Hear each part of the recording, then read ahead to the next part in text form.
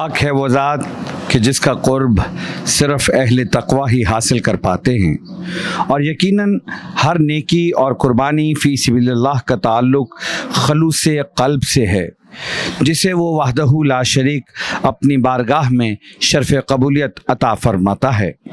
अंजुमन हुसैनिया के ज़ेर इंतज़ाम इज्तिमाई कुर्बानी के अहसन अमल का आगाज़ ईद के दूसरे रोज़ हो चुका है। अंजुमन हुसैनिया के ज़ेर इंतज़ाम इज्तिमाई कुर्बानी के अहसन अमल का आगाज़ ईद के दूसरे रोज़ नमाज फ़जर के बाद हो चुका है।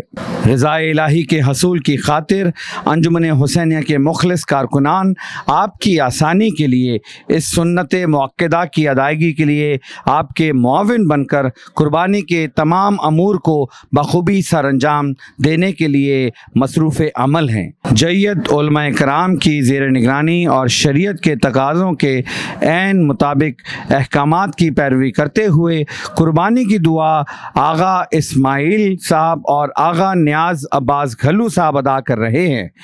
कसाब की एक बेहतरीन टीम तमाम शरीयती तकाज़े पूरे करते हुए कुर्बानी के जानवरों के ज़बीहा में मसरूफ़ है। जैसे जैसे ये मराहिल आगे बढ़ते जाएंगे इंशाअल्लाह हम आपको तमाम मराहिल से आगाह करते जाएंगे।